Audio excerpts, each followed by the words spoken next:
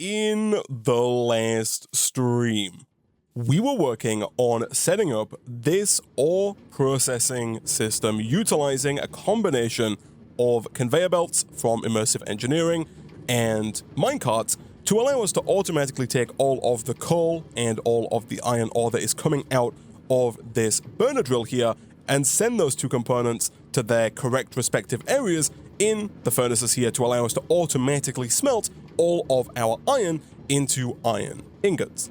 And between streams, I have also gone ahead and moved over a little bit of the copper ore that was sitting around in the burner drill over here. I did also refill the burner drill over here with more coal, and I even put a hopper on here to allow us to back up even more coal, and so we do now have a ton of extra copper in this chest, which we can also just manually for now add to the cart chest up here, allowing that to get distributed to all of the furnaces, and then of course smelted into copper ingots, all while the iron is still coming in from our burner drill here. And so now that we have all of that up and running, we can actually take a lot of this iron and copper, and it's going to make crafting logistics research just that much easier, because now we can simply craft everything we need because we have quite a large backlog of it. So we are about to run out on this engineer's hammer. So real quick, I am going to go ahead, get some more sticks, and see if we can't craft up potentially a few more hammers here, because I do have a feeling that we're going to go through a couple of them today. I did forget, of course, you do have to use an iron plate for this. I'm going to use this engineer's hammer until it breaks, and then we can go ahead and craft up two more of those, 1 and 2, at which point we can go ahead and basically use this until it breaks, which it looks like is going to be about 2 stacks of iron, maybe a stack and a half. That is completely fine. We can then go and craft up a ton of copper gears, and of course, again, craft that with iron to get a ton of conveyor belts. And I'm looking to get maybe at least a stack of conveyor belts, a stack of iron plates, and a stack of coal. With that, we should be able to make a stack of the basic logistics research, and from there, we can actually start unlocking quite a lot of at least the first tier of research. So let me quickly get just a few more conveyor belts here, and then let's see about distributing all of these belts and all of these plates amongst our pre-existing researchers to allow us to get just over a stack of logistics research. All right, so I've distributed all of the items amongst all of our burner researchers here. Those are going to slowly process a stack of logistics research for us. While we wait for that to do its thing, what I want to work towards today is kind of moving away from fueling everything in our base with coal and trying to get an early source of power up and running. So to do that, we have now entered the steel age. We have steel available to us, and we do have to unlock power in the power research section, which is right here. The first option is coal power, and it requires 16 logistics research. And the idea here is that we basically get a simple coal burner. It's a block, you put it down, you put coal into it, and it produces power. However, what I think we actually want to work towards for the early game is the water wheel here. The water wheels also just require logistics research, and if we can get these up and running, these are going to passively provide power to us without any coal required, which I think is going to be ideal, especially because what we can also do here is under processing, this center section is all about squeezing more out of our ores.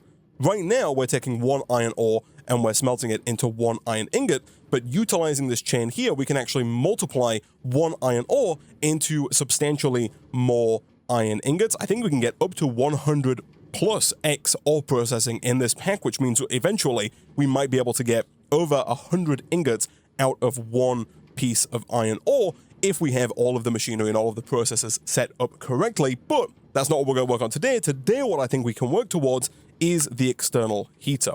Right here it says place this next to a furnace and provide it with power, and it will let the furnace work without fuel. Consumes 4 redstone flux per tick, considerably cheaper than the default. And so my idea here is that if we can get a water wheel or multiple water wheels up and running, we can then use those to power these external heaters, which in turn are going to allow us to stop using our tiny coal for fuel. That means that we can focus our coal either on the burner researchers or just on fueling our burner drills, which I think is going to be a much better way of using that coal, and is just going to allow us to be more efficient with the coal that we have, because of course, again, do remember that we only have a limited amount of fuel in each chunk, and I think we've already burned through over half of the coal in this chunk, and so we do kind of want to be somewhat efficient with it. Of course, there is more coal in other chunks, but that does mean moving the drill over and over again. And so ideally we do want to be just more efficient with the coal that we have. So my whole point in that little ramble there was that in order to make that happen, in order to get the water wheel, we're going to need a lot of creosote oil, because the water wheel is made with treated wood. Treated wood is made from creosote, and the way that we get creosote is, of course, using the coke oven here. So to get a lot of creosote, we're going to have to cook a lot of coal in the coke oven into coal coke. And you might be thinking that that kind of defeats the purpose of saving fuel if we have to spend all the fuel to make that system happen. However, if we look at the first quest line here, there is a quest right here that says automated coal. And essentially what this quest is telling us is that there is kind of a little bit of a duplication glitch in the pack, which is not really a glitch. I think it's fully intended. But if we take a regular Minecraft torch, which we can of course make using 1 stick and 1 coal, that gets us 4 torches. Those 4 torches can be placed into a sawmill to get 1 coal. So you can basically process 4 torches into 1 coal. We can then, of course, take that coal, run it through the coke oven, then gets us coal coke as well as creosote. But the part that we're really after is the coal coke, because we can then use that coal coke to craft 6 torches. And so essentially what we can do here is if we take 2 coal, we can take that 2 coal and process it into 2 coal coke. We can then craft that 2 coal coke into 12 torches, and in the sawmill, 12 torches will equal 3 coal. And so through that system, we have effectively turned 2 coal into 3 coal. And if we just repeat that over and over again, we are effectively creating a surplus of coal at the expense of power. And of course, again, if we can get infinite power up and running utilizing the water wheel, then we will have effectively infinitely produced infinite coal for free. So to get that all up and running, we are going to need a sawmill, and of course we're going to need the initial bit of power. The sawmill here isn't too difficult. It requires some steel gears, it requires a redstone reception coil, which does require gold that we currently don't have, and the bronze ingots here also require tin, which we also don't have. And so to get started with that, we're actually going to have to start by completing this quest here for the steel drill head. To make this, we need 4 iron ingots, 1 iron gear, and 4 blocks of steel. The 4 blocks of steel we do have in here. Between streams, I just whacked a stack of iron into our crude blast furnace. And so over here, we should be able to very easily craft 4 blocks of steel. We also have more than enough iron to make 1 iron gear, like so. And then from there, that should be everything for the drill head. And in completing that quest, we actually get given quite a few ores here. Again, just like at the start of the pack, the idea is that we can utilize these ores in the seismic reader to find where these resources are in the world, and then we can use our burner drill, this time of course with the steel drill head, to mine those resources. So one of the first resources we're going to need is gold and tin. So if we grab our seismic reader here and we drop in the gold ore, it should show us if we have any gold nearby. And lucky for us, it does appear that we have some fairly close by at the top of this birch forest, so maybe just over there a little bit. And then as far as tin goes, do we have any tin nearby as well? We do, in a kind of similar area. I don't think there's any overlap between the gold and the tin. No, I don't think there is. It's very close. It's possible this chunk here, -6011, might. No, I think it's just outside of it. Like, there's gold here and there's tin here, so it's very close, but we are probably going to have to put the drill down and then move it to get coal and tin, which is not too bad, to be honest. And so if we go ahead and pick all this up, the coordinates that we were just given, I'm fairly certain, are the coordinates of the chunk. If you press F3, it does tell you, I think, somewhere, which chunk we're in. It does tell you about halfway down on the left there which chunk we're in. We're currently in -4, 4, 10. And so you can use that as a way of figuring out which chunk has stuff inside of the seismic reader. It tells you that chunk location, but I also just find it a little easier to try and correlate with where things are on the map. And so I'm pretty sure that if we come over here, there should be a little bit of tin right about here. Never mind, this is still gold. That is completely fine, though, because gold is one of the resources we're after. And so let's quickly drop this down, give it a bit of fuel, and see if we can't get a few pieces of gold ore. We don't need a ton of the stuff. We do need our steel drill head, of course, and we'll throw some coal coke in for now. And then just a little bit further down and to the left here, we should be able to find tin. We have. Nice. Okay, so I'm going to quickly harvest a little bit of gold, a little bit of tin, and with that, we should basically have, I think, everything that we're going to need to make this sawmill. Of course, again, the sawmill does require power, so we are going to have to get that water wheel unlocked, but hopefully, by the time I've got a little bit of gold ore and a little bit of tin ore, our burner researchers will have burned through all of their resources to give us a lot of logistics research, which we can then use to unlock things like the water wheels and power transfer. All right, so there is 1 tin, and we managed to get 8 more gold on top of the 1 that we were given previously. I'm going to leave this running here to gather even more tin, but thankfully, tin is not something we need a ton of, because in order to make bronze, we simply put 3 copper and 1 tin into the alloy kiln, and that gets us 4 bronze ingots. So we need a lot more copper than we do tin, which is great for us because we have a lot more copper than we have tin. And so let's turn off those chunk boundaries, and instead, let's go ahead and smelt up a little bit of tin and gold. So we'll drop in some tiny coal here, like so, and then for now, we'll just drop in the 1 tin in there, and I really don't think we're going to need that much gold either, so I'll drop a few in there. I do want to keep, of course, at least 1 of all those resources just to make it easier for us to find more of them in the future. If we grab 1 tin and at least 3 copper, we can drop all of those into one of our alloy kilns. Whilst we were waiting for the tin and the gold to come together, I do believe, let's do something like this, I do believe that all of our logistics research is now done, and so we should have a full stack of logistics research. The first thing that I'm going to go ahead and unlock is this guy, the coal generator, like so, and then I'm going to right away unlock the water wheel as well, because we're going to use that to power our sawmill to get us infinite coal. So, the bronze is done. Fantastic. What else do we need if we want to make a sawmill? We need a saw blade, which is easy enough. It's just copper and tin. We need the redstone reception coil, which requires the 1 gold ingot. We have that ready to go. Boom. We need 2 more steel gears. I'll go ahead and craft those as well. I'll also probably get another stack of iron going inside of the blast furnace, because steel is one of those resources that we're going to need just a staggering amount of going forward. Of course, at some point, we will look at automating the production of steel and the production of basically everything that we're working on in the pack. Let's go ahead and empty this out. To empty it out, it would be useful to have that tank that we lost in the last episode. Annoyingly, we don't have it. We also don't have any sand, and I don't see on the minimap any sand nearby, although I do recall the quest book saying, actually, that we can take cobblestone and craft it down into sand, right? If I go and quickly mine 3 pieces of cobblestone, I believe that we can craft that with our hammer to get gravel, and then that again to get sand. We totally can. Fantastic. And so we'll smelt that up real quick just to get another one of those basic thermal expansion tanks. That is going to allow us to empty out this coke oven much more effectively than we could without it. Although, actually, the reservoir here that we got as a quest reward does do a very similar job. It doesn't hold as much. It only holds 10 buckets worth, but I am fairly certain that much like with the tank that we used before, we can craft using the reservoir to get treated wood. We can.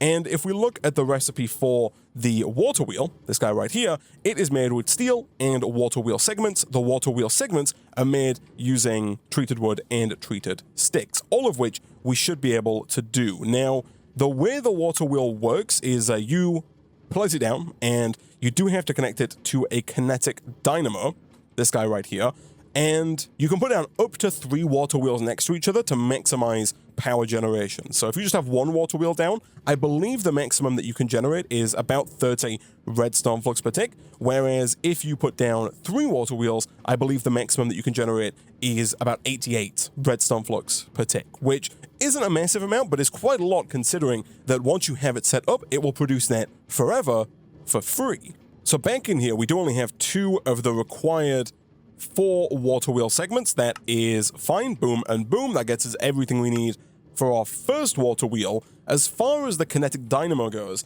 this requires iron, redstone, and then a copper coil block. These are actually fairly important because we also need these in order to get the next tier of research, that being mechanics research. We need the copper coil block, steel gears, and coal. So you'll see here, this is where we need a lot of steel coming in, and ideally we would want steel automated because as we move forward, we're going to need a lot more of these mechanics research in combination with a lot of logistics research. But without getting too far ahead of ourselves, to make these, we need an unfamiliar item, which is where we have to once again head back into the quest book. This time around, we need to go to transfer, and we have to unlock the first tier of power transfer. It says right here, electricity is a powerful tool in more advanced machines. Once I unlock the means of producing power, I should start going through this tree. We have unlocked the means of producing power, and so now we need to unlock LV cables. These can transfer up to 100 RF per tick or 800 RF per tick on the network. And so that's perfect for us because each one of our water wheels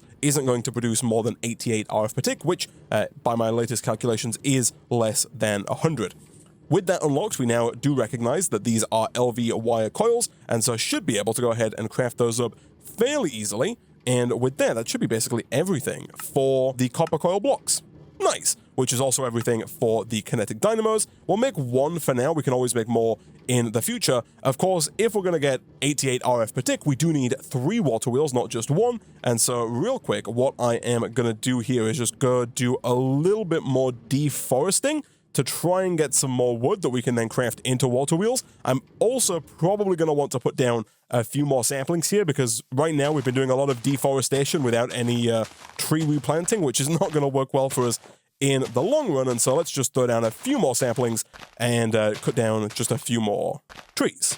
All right, not too long later, boom, we have 3 water wheels as well as quite a bit more wood and treated wood, which we can use in the future because, of course, we're not limited to just one water wheel here. We can make really as many as we like. And so now we've got to do a couple of things. We've got to go place this down, and we have to place water in very specific locations to get the maximum amount of power out of this. So for that, what I am going to do is I'm going to look for my chisel, which I thought we made. We did. I don't know why that's not showing up when I type in chisel like that. By the way, if you double click in JEI, it'll turn yellow. And then usually if you type in a certain word, it will show you those items highlighted. So I've typed in oak and all of the items that have oak in their name are highlighted. Whereas if I type in chisel, for some reason, it doesn't highlight the chisel there. Either way, my thought process here is that we can potentially chisel this marble that we got previously into something a little bit nicer. And then we can potentially use that as our encasing for the water wheel. So the way that you want to do this is you want to set out a 5 wide and I think 9 deep platform. So 1, 2, 3, 4, 5, 6, 7, 8, 9, like this. And we're going to just completely fill this in with marble.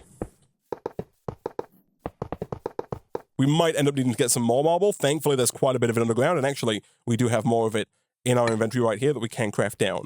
Once that's done, we do want to go, I believe, 7 up. So 1, 2, 3, 4, 5, 6, 7. And I'm just going to build out this box.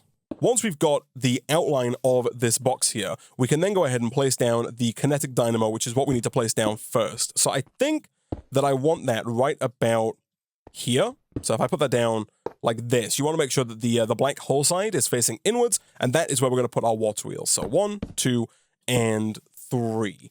That is perfect. Now, there are a few ways you can do this, but if you want to maximize power output, that being you want to get the full 88 redstone flux per tick. By the way, I'm not quite sure why, but the quest book does say that it only produces 45 RF per tick. Where is it? Here it's under power and water wheel. It says 45 RF per tick. I don't know what that means, because I think with one wheel you can get a maximum of like 29, and with 3 you can get a max of 88, so I'm not quite sure where that number comes from. Either way though, if we go ahead and get, let's say 3 buckets of water here, and also let's get just a little bit more marble to allow us to place down a few more blocks in our water wheel structure. Okay, so I've got a few more marble blocks and I've chiseled those down. I'm also going to craft a couple of ladders here as well, just to make it that little bit easier for us to get up and down this structure here. So we'd have to keep building and deleting blocks every time we want to go up and down. And so what we are going to want to do is we're going to want to place down 3 blocks right here. Then we are going to have to fill in some more of the sides, and so in fact I might actually need more marble than we currently have. You can choose which way you want the water wheel to flow. We're going to have ours flow this way, so clockwise, but of course if you wanted to, you could put this line on this side and have it flow the other way, counterclockwise. And so 3 buckets of water are going to go down right here, and those are going to flow around the corner. To make sure that those don't spill out, we are going to need a few more blocks of marble around like this, and we're also, of course, going to need some blocks down here as well. And I think, if I'm not mistaken, I might have to dig the floor out a little bit here. But before I do that, let's go down a bit here, and you actually want to put a line right here. The reason for that, and we're going to want to block that in as well, the reason for that is that we do actually want to have some water flowing back into the water wheel. The very basic premise, by the way, the basic setup to get some power out of the water wheel is just to put down 3 water source blocks here, here, and here.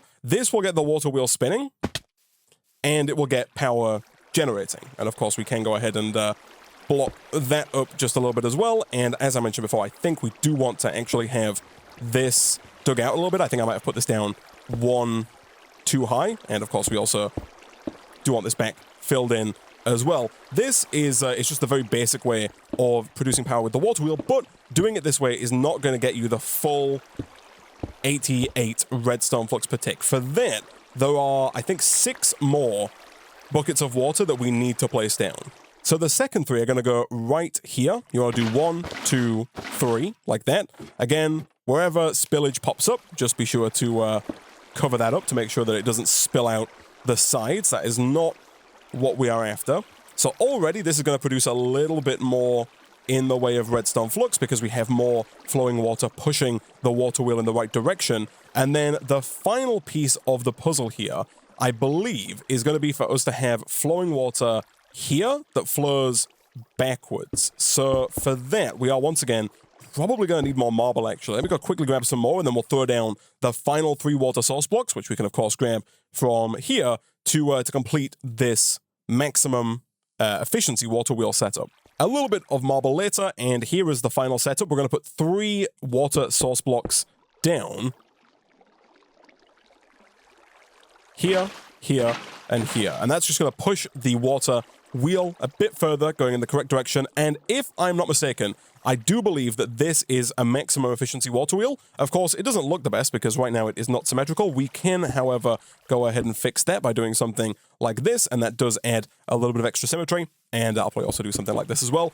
I will probably look to tweak this just to make it look a little bit nicer. Right now, we don't have a ton of sand, and so we can't really make a ton of glass. But I think going forward, there definitely is a more visually appealing way that we could build this to make it look just that little bit nicer if we use a bunch of glass. Glass, of course, requires cobblestone, and there is a way for us to get a cobblestone generator fairly soon. But for now, I do believe that this is working, and I do believe that it is producing the maximum 88 redstone flux per tick. And so now, what we should be able to do is start taking that power out of the kinetic dynamo and using it to fuel other things. For example, the sawmill is one of those things. Now, we did start making the sawmill. For that, we do need a machine frame. And for the machine frame, we need some more machine casing. The machine casing, easy enough. We've been making it with the modularium for quite some time now. But we also need some steel mechanical components. Now, you can craft these in a regular crafting table. However,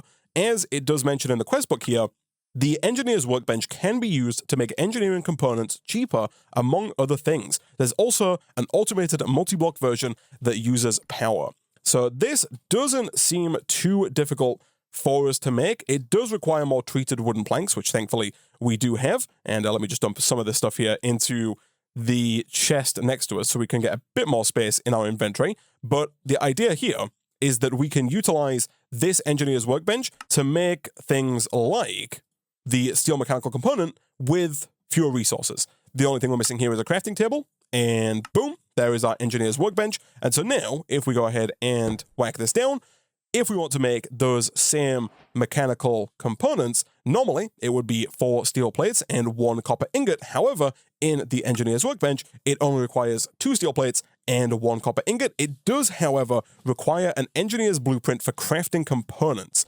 And in order to get that, we are going to have to craft it, which we might not be able to do now that I think about it. Oh no, we totally maybe can. We need 3 paper, 1 iron, 1 copper, and 1 redstone. The paper is the only tricky bit. We can get paper with sawdust, but there's a bit of a circular setup here in that we need the sawmill to get sawdust, although tough fabric does also work, and tough fabric you can make with industrial hemp fiber, and industrial hemp fiber we do have in the form of these industrial hemp seeds. And so if we were to quickly craft up a standard Minecraft hoe, boom, we can then do something like this, and we should be able to plant a bunch of these industrial hemp seeds, which are going to grow into hemp, which we can then craft into tough fabric and then craft into paper.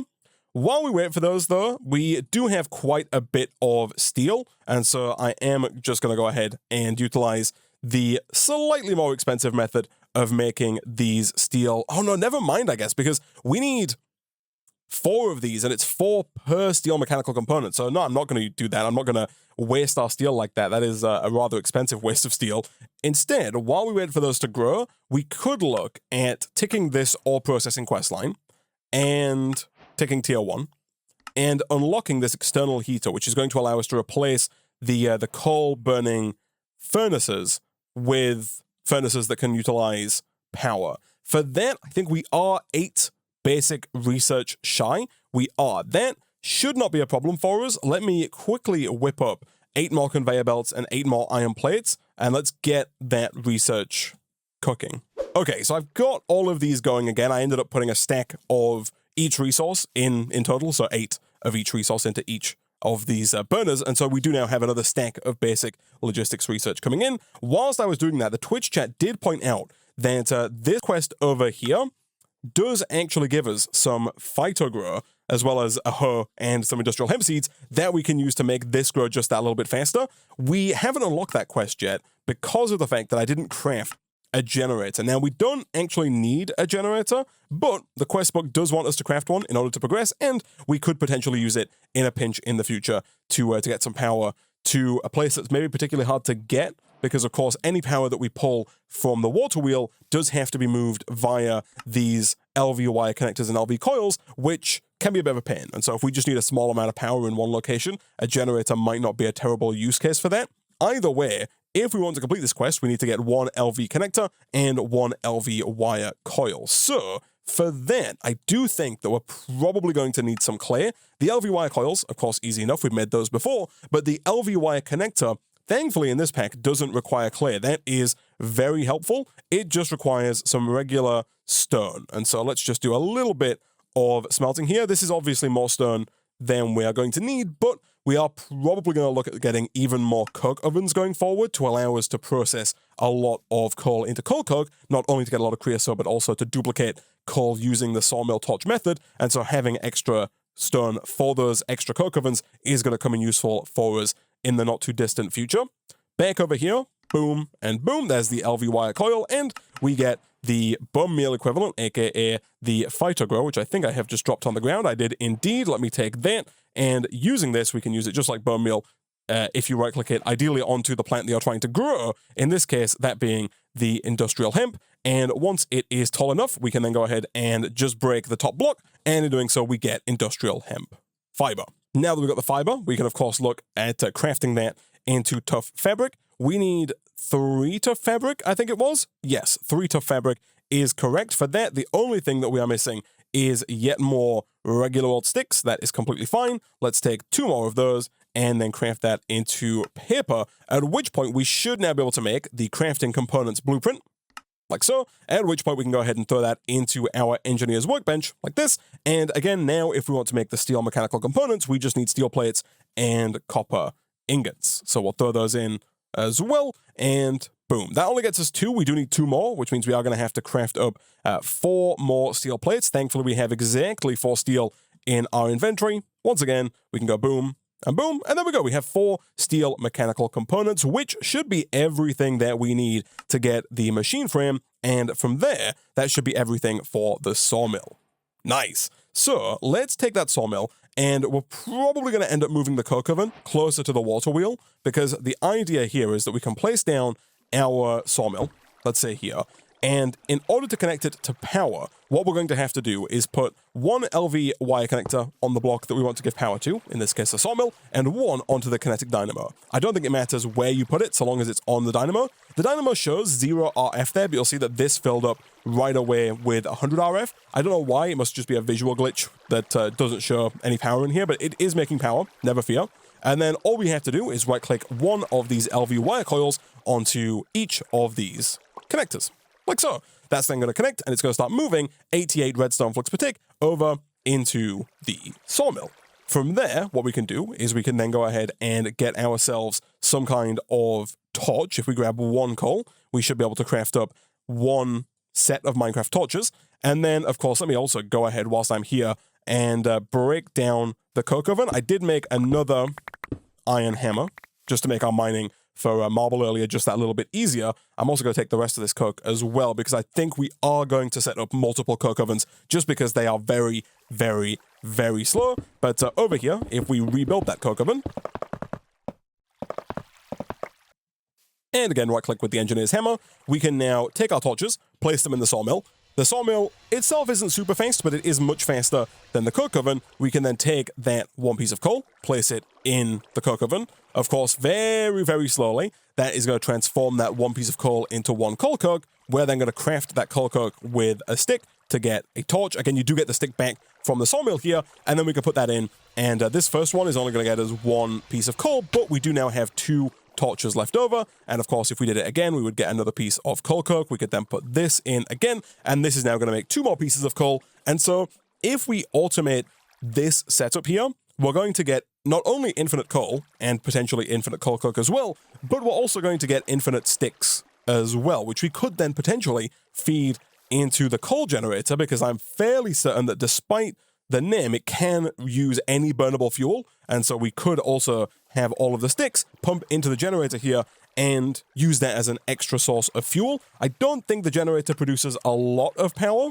It might be like 20 RF per tick. But again, if it's free power, then why not? So now it's a case of seeing if we can't automate this process to actually get infinite coal and infinite sticks. Now, there are a few ways we could do that. We could, of course, do something similar to what we've done with the minecarts here, where we use hoppers to try and evenly distribute the coal that we get amongst multiple different coke ovens. However, we are somewhat close to being able to use item conduits from Ender.io, which are substantially more powerful and substantially less difficult to work with.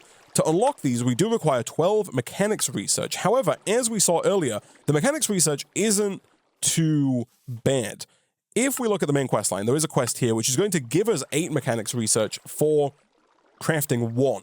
And we only need 12 to unlock the item conduits. So really, we only need to make 4, which is really not too bad, I don't think, especially given that we do already have 1 copper coil block, which is basically one of these taken care of already. The difficult bit is going to be steel. I really thought I'd put some fuel in there earlier, which I thought was working on making steel for me passively in the background. Apparently, that is not the case. That is going to make getting the mechanics research substantially more difficult, because now we have to wait for this blast furnace to get us the steel. There are upgrades we can make to the blast furnace to make it faster. For example, we can make the improved blast furnace, and then we can upgrade that with little arms that allow it to use power to go faster.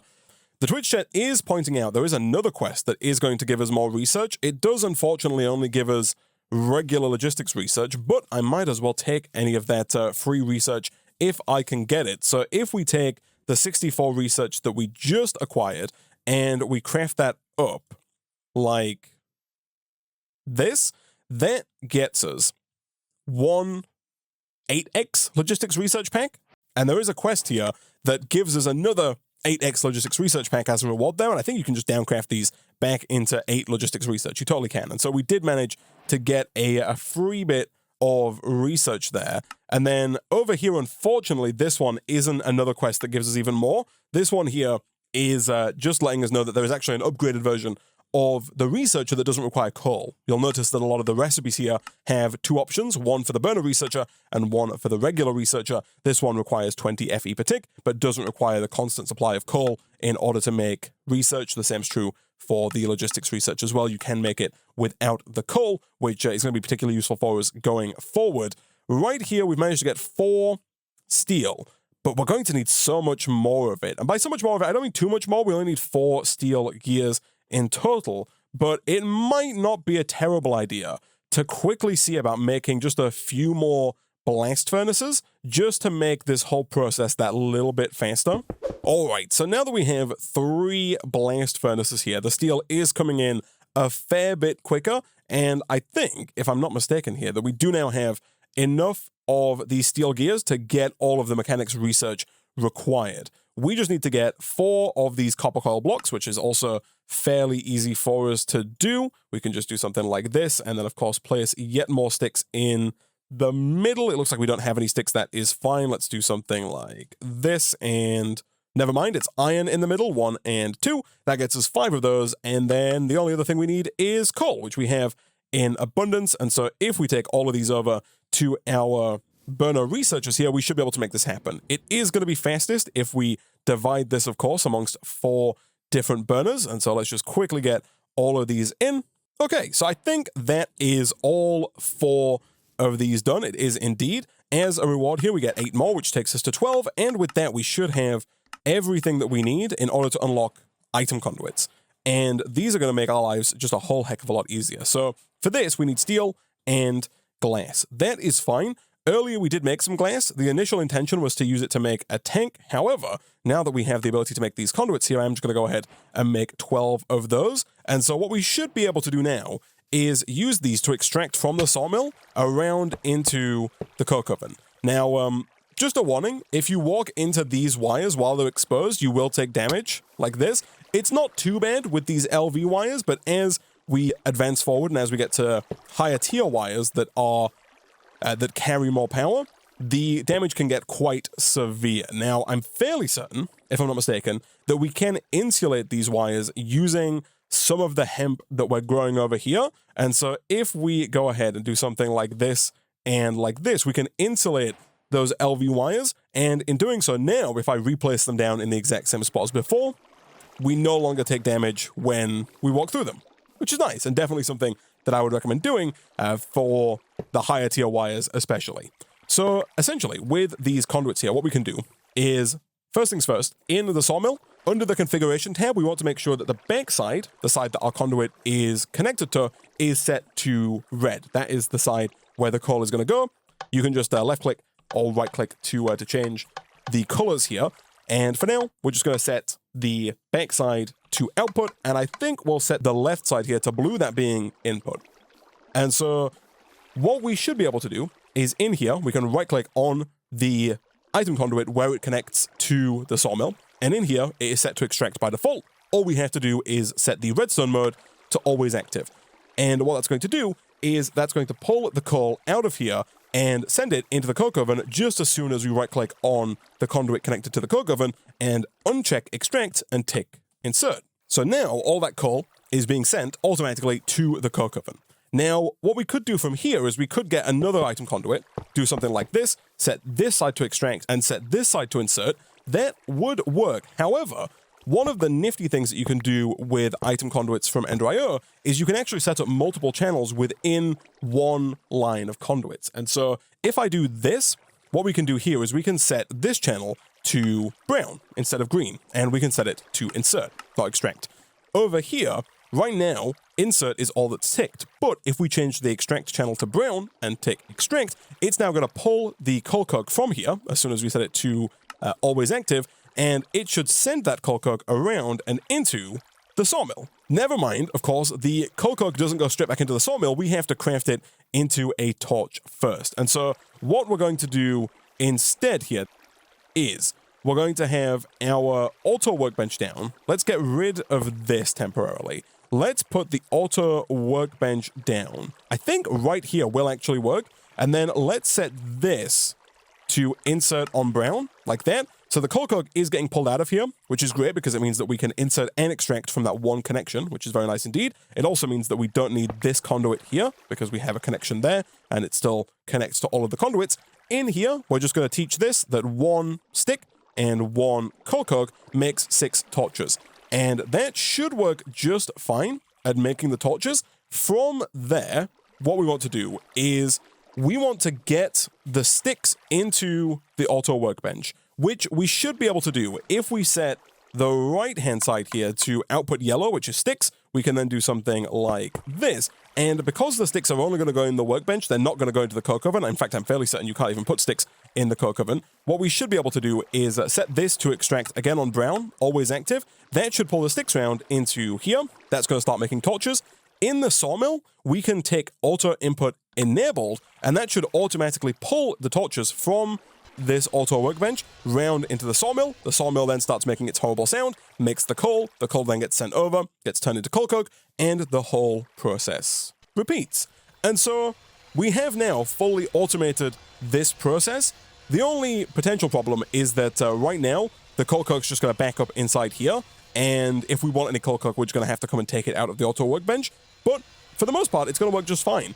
And going forward, if we wanted to, we could add even more coke ovens to the setup. If we added a second and a third and a fourth, we could put those down, add those to the same lineup, and using the conduit, we can actually set the extraction to round robin. If you tick round robin, which we can go ahead and do, by default it is set to disabled. If you change it to enabled, it will basically distribute the item that you're extracting amongst all of the inputs. And so basically, we're going to extract the coal, and instead of sending all the coal to the nearest coke oven, if round robin is enabled, it will distribute that coal to all of the different coke ovens you have. And so it will send one here first, then one here, then one here, and it'll send them to all of the different coke ovens. And that way we can basically double, triple, quadruple our coal coke production, and hopefully try and get to a point where the sawmill is running at full speed, because right now the sawmill is not being backed up, although that could also just be due to the fact that the auto workbench is a little slow, but there are also upgrades that we can make to that as well. Under processing here, we can unlock the sequential fabricator, which is another machine from thermal expansion, just like the sawmill,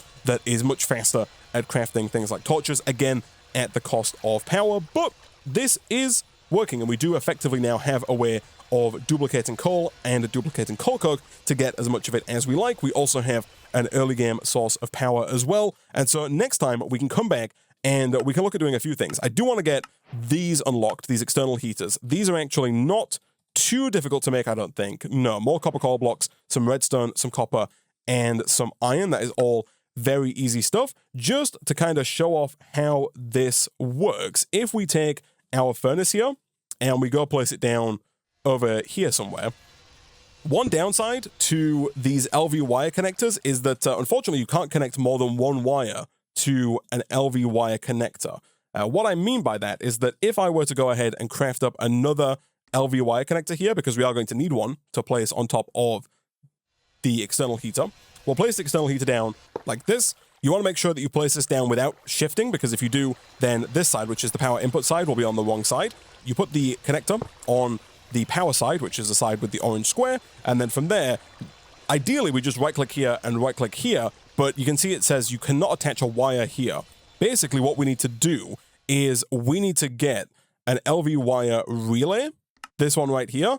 This is basically an intermediary, so you can only attach one wire to a connector, but I think you can attach up to 8 wires to an LV relay. So if I get rid of this, and we put a relay down, let's say here, we can then use one wire to go from here to here, I guess. One wire then can go from here to here, and then if we get another wire, which really shouldn't be too difficult for us to do, we can then replace down this connector here, and we can go from here to here. So this just acts as the intermediary for getting power to where we want it to go. Here, this is full of power, and so now in here, we can place anything in the top slot, and despite the fact that there is no fuel in here, because this external heater is here, and because it's powered, it is going to automatically just fuel the furnace and allow us to smelt things for free.